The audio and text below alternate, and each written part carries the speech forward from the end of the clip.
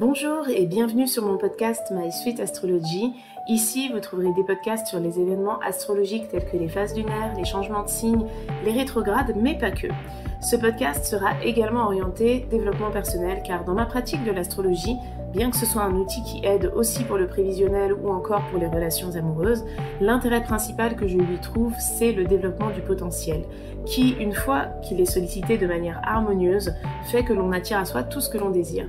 J'espère vraiment que ce podcast vous plaira. Si c'est le cas, n'hésitez pas à le partager, à le noter, à laisser un commentaire. Je les lis tous, donc ça me ferait vraiment plaisir d'avoir vos retours. Je vous souhaite une belle écoute. Bonjour, on se retrouve aujourd'hui pour un nouveau podcast sur la pleine lune qui aura lieu dans le signe des Poissons le mardi 21 septembre 2021. Alors, cette pleine lune, elle intervient comme étant le moment de pause de la lunaison qui a démarré le 7 septembre avec la nouvelle lune dans le signe de la Vierge. Donc là, on a une opposition du soleil à la lune, avec le soleil qui est à la toute fin du signe de la Vierge, puisque cette année, le 22 septembre, c'est le jour de l'équinoxe d'automne. Ce sera le moment où le soleil entrera dans le signe de la Balance, le moment où on entrera dans la seconde moitié de l'année astrologique, et le moment où on entre dans les signes dits impersonnels. Alors, je ne sais pas si beaucoup d'entre vous le savent, mais il faut savoir que le zodiaque, il y a 12 signes, et c'est divisé en deux, les 6 premiers signes étant représentatifs des 6 premières maisons dans le thème astral, et les 6 suivantes des 6 dernières. Et donc, les 6 premières maisons, elles participent à la construction de la personnalité, tandis que les 6 maisons d'après, eh bien, elles contribuent à l'acceptation par les autres de notre personnalité. C'est-à-dire qu'on est confronté à l'autre et ça commence avec le signe de la Balance qui est justement le signe qui cherche à plaire aux autres, qui cherche à créer des contacts, qui cherche vraiment à faire des compromis et à satisfaire tout le monde. Donc, c'est la dernière pleine lune dans les signes personnels et elle marque vraiment la moitié de l'année astrologique puisque le lendemain, le soleil entrera dans le signe de la Balance. Alors, cette pleine lune, donc c'est une opposition soleil-lune, donc ça évoque toujours un tiraillement. C'est pas forcément quelque chose d'agréable sur l'instant, c'est pour ça qu'il y a beaucoup de personnes qui n'arrivent pas à dormir les soirs de pleine lune, mais c'est quelque chose de nécessaire. Donc, on est sur l'axe Vierge-Poisson, et cet axe-là, c'est un axe qui nous parle de la recherche de la perfection. Rappelez-vous, la nouvelle lune dans le signe de la Vierge, le 7 septembre, elle invitait à réorganiser les choses. Pourquoi pas aussi peut-être à travailler d'une nouvelle manière, à démarrer un nouveau travail, à avoir une nouvelle organisation, à prendre en considération aussi tout ce qui est en lien avec la santé et avec l'hygiène de vie. Donc là, cette pleine lune dans le signe des Poissons, elle nous parle de la quête de la perfection, mais pas dans le sens rationnel, dans le sens relié à la santé au niveau du physique, mais plutôt dans le sens irrationnel et dans la santé mentale, parce que le signe des Poissons représente comme le signe de la Vierge la santé, mais tout ce qui touche au mental, à la psychologie et à la psyché. Donc, c'est vraiment l'axe qui cherche la perfection. La Vierge, elle cherche la perfection de manière rationnelle, elle aime bien quand c'est ordonné, quand c'est rangé, elle a des goûts très pointu sur ce qu'elle apprécie au niveau des visuels, au niveau de ce qu'elle juge beau, tandis que les Poissons, on est sur la quête de la perfection spirituelle, c'est le besoin d'accomplissement à travers la foi, alors ça peut être à travers la religion, à travers la spiritualité, mais en tout cas, c'est l'idée vraiment que l'humanité soit soudée dans une même harmonie. Alors, les deux perdent leur temps, si je puis dire, à chercher la perfection, mais néanmoins, c'est leur idéalisme à ce niveau-là qui rend les choses possibles, bien qu'elles ne soient jamais parfaites. Donc, cette pleine lune, c'est exactement ce qu'elle évoque. Le besoin de trouver le juste milieu entre la quête de la perfection spirituelle, religieuse ou tout simplement irrationnelle, et la quête de la perfection rationnelle, reliée au travail, reliée aux problématiques terrestres, si je puis dire. Donc, quand on regarde les aspects que reçoit cette pleine lune, c'est plutôt satisfaisant. C'est-à-dire qu'on a la lune qui est à 28 degrés 14 du signe des Poissons, en harmonie avec Pluton. Alors Pluton, c'est un astre qui est dans le signe du Capricorne depuis des années, mais néanmoins, le fait qu'il soit en harmonie avec la pleine lune, ça renforce le côté très déterminé qu'on a dû mettre en place, je pense, en tout cas pour la majorité d'entre nous, au moment de la nouvelle lune. Donc, ça implique quand même de ne pas relâcher la pression. C'est-à-dire que s'il y a des besoins reliés à l'énergie des poissons, donc peut-être un besoin de méditer, de se retirer, un besoin de faire une pause aussi, hein, ça peut arriver, un besoin de se connecter à quelque chose d'invisible, eh bien, il ne faut pas en perdre de vue les valeurs terrestres pour autant. Et de toute façon, Pluton envoie une harmonie à la Lune, donc c'est quelque chose qui semble quand même assez simple à mettre en place. La Lune, quant à elle, elle est conjointe à Neptune. Neptune, il est très fort. C'est l'astre des poissons. Donc je vous rappelle qu'une conjonction, c'est pas forcément un aspect harmonieux. On a tendance à dire ça, mais une conjonction, c'est un mélange des énergies. Et là, on a l'énergie lunaire, donc qui représente la sensibilité, qui représente l'intuition, qui représente les émotions, qui est déjà, entre guillemets, noyée dans le signe des poissons, qui est un signe qui parle énormément des ressentis. Mais alors en plus, la Lune, elle est conjointe à Neptune. Donc Neptune, ça peut être un astre d'élévation spirituelle, mais ça peut aussi être un astre qui parle de flou, qui parle de doute, qui parle d'une intuition qui n'est pas forcément celle que l'on doit suivre, parce que Neptune, il peut symboliser vraiment les grandes intuitions, mais aussi symboliser ce que l'on aimerait croire. Donc attention au moment de cette nouvelle lune de ne pas vous mettre dans une dynamique où vous aimeriez que les choses soient d'une telle manière, peut-être dans le relationnel, peut-être dans le travail, peut-être dans n'importe quel domaine de vie, hein, ça dépend aussi dans quelle maison cette pleine lune tombe chez vous, mais il peut y avoir vraiment l'idée d'être un peu, peut-être un peu naïf, ou un peu complètement déconnecté des réalités, ou alors d'avoir envie de voir uniquement ce que l'on veut voir. Alors ça, par exemple, dans le relationnel ou dans le travail, c'est accepter un poste parce que sur le papier, ça a l'air génial, on va travailler avec tel type de personne, on va être peut-être un peu, je sais pas, dans un milieu un peu mondain, un peu artistique, etc. Mais derrière, on n'arrive pas à emmagasiner toute la charge de travail qui est à fournir. C'est vraiment un exemple comme ça que je donne. Mais ça peut se voir dans plusieurs domaines de vie, donc attention à ne pas être vraiment perturbé par ce qu'on a envie de croire plutôt que ce qui est réellement. Donc c'est ça que ça peut symboliser, cette conjonction de la Lune à Neptune, parce qu'il ne faut pas oublier que c'est opposé au Soleil, et que le Soleil c'est l'astre de vie, hein, c'est aussi l'ego, donc il peut y avoir effectivement l'idée de se dire, bon, on va prendre les choses dans le sens qui nous arrange, et puis voilà. Donc on voit aussi que le Soleil, il est aussi en harmonie avec Pluton, hein, donc ça c'est aussi bénéfique, hein, ça implique vraiment qu'il s'agisse du côté poisson, du côté vierge, la détermination et la constance surtout, et la persévérance, ça va devoir être quelque chose de nécessaire, mais on voit aussi qu'il y a quand même pas mal d'aspects dissonants autour de cette pleine lune. On a alors toujours le carré d'Uranus à Saturne, hein, donc ça ne change pas, hein, on est parti pour plusieurs mois encore, mais cette fois, cette pleine lune, elle se fait avec Vénus en Scorpion.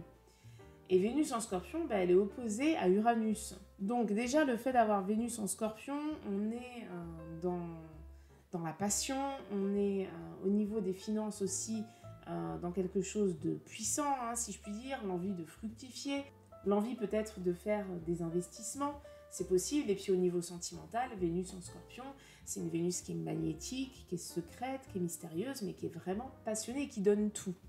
Donc il y a quelque chose d'excessif avec Vénus en Scorpion. Il peut y avoir l'idée justement de suivre énormément ses pulsions au moment de cette nouvelle lune. Et comme Vénus, elle est à la fois au carré de Saturne et à la fois opposée à Uranus, ça peut mettre dans des situations délicates. Alors l'opposition à Uranus, ça peut impliquer des situations marginales. Par exemple, ça peut être une relation adultère, par exemple. Ça peut être le fait aussi d'être vraiment tenté par quelque chose qui peut-être n'était pas dans votre esprit il y a quelque temps. Mais il peut y avoir une forte tentation, alors à la fois au niveau des sentiments, mais aussi au niveau de la libido. Parce que le signe du Scorpion, c'est le signe qui représente la sexualité. L'axe Taureau-Scorpion, d'ailleurs, représente la sexualité, parce que Vénus représente l'énergie Taureau, elle se trouve dans le signe opposé du Scorpion, et donc Vénus, c'est quand même la sensualité, c'est le charme, enfin, on peut dire que Vénus, c'est la séduction avant justement le rapport sexuel, et le rapport sexuel, il se fait en Scorpion. Donc là, on a Vénus en Scorpion qui est opposée à Uranus, donc effectivement, ça peut impliquer quelque chose d'instable, vraiment, vis-à-vis des sentiments, vis-à-vis de pulsions plutôt, hein, si je puis dire. Vraiment, ça semble plutôt être du domaine de la pulsion que des sentiments profonds, mais bon, ça peut être l'un ou l'autre selon les personnes. Donc, par exemple, je parle des sentiments amoureux, donc dans le couple. Ça peut être par exemple une relation amicale qui dévie en relation intime, c'est possible. Ça peut être aussi, par exemple, une manière d'être vraiment passionné dans le travail, etc. D'être peut-être même obsédé par le travail, un peu trop. Donc il y a quelque chose d'excessif dans ce placement. Et comme c'est opposé à Uranus qui représente les changements, eh bien ça peut impliquer un changement, un déclic chez certaines personnes, mais quelque chose de radical. Quelque chose d'à la fois surprenant et d'à la fois évident. Vous savez, ça arrive parfois de réaliser quelque chose et de se dire mais c'était sous mes yeux depuis le début. Alors ça peut être une trahison, ça peut être aussi le fait de trahir, par exemple, le fait de se rendre compte qu'on a un proche qui a des sentiments pour soi, par exemple, vraiment.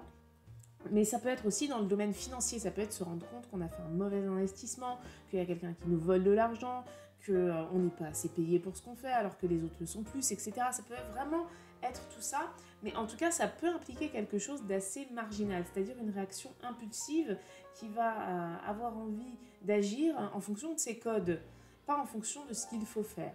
Parce que Uranus, il est au carré de Saturne, opposé à Vénus, il ne reçoit pas d'autres aspects. Donc c'est quand même plutôt dissonant pour Uranus, et Uranus qui est affligé, il peut impliquer tout ce qui est marginal. En plus, il ne faut pas oublier que Uranus, il représente Jupiter et Saturne qui se trouvent en Verseau, et puis on a Saturne qui est au carré de Vénus aussi. Donc la passion sera plus forte que la raison au moment de cette pleine lune. Et d'ailleurs un peu après et même un peu avant, puisque Vénus, elle est déjà en Scorpion, et le carré à Saturne va se mettre en place directement. Donc c'est vrai que, attention, au moment de cette pleine lune, de ne pas agir ou réagir de manière impulsive, mais je pense qu'il y aura pas mal de personnes qui seront de toute façon un peu dépassées par leur instinct, leur pulsion, etc. Donc attention, parce que ça peut être aussi annonciateur de quelque chose de difficile qui pourrait s'installer lorsque le soleil sera en Scorpion et qu'on vivra la saison du Scorpion. Ensuite, donc on a Jupiter qui est en Verseau. Jupiter est en harmonie avec Mercure. Alors, c'est quelque chose de fort parce que Mercure et Jupiter, ça représente les Gémeaux et le Sagittaire, et ce sont des signes opposés.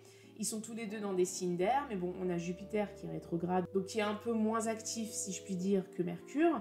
Mais Mercure, il va se mettre à rétrograder pas longtemps après. Donc en tout cas, au moment de cette pleine lune, Mercure, il est opérationnel. Donc c'est vraiment le mental qui va pouvoir aider à solutionner les problèmes. Il ne faut pas oublier aussi que Mercure, ça représente aussi l'énergie de la Vierge dans laquelle se trouve le Soleil. Donc c'est vraiment quelque chose qui est primordial. Je pense que de réussir justement à faire les choses de manière pragmatique et déterminée par rapport à la position de Pluton en Capricorne, mais aussi en réfléchissant seulement. Mercure est au carré de Pluton.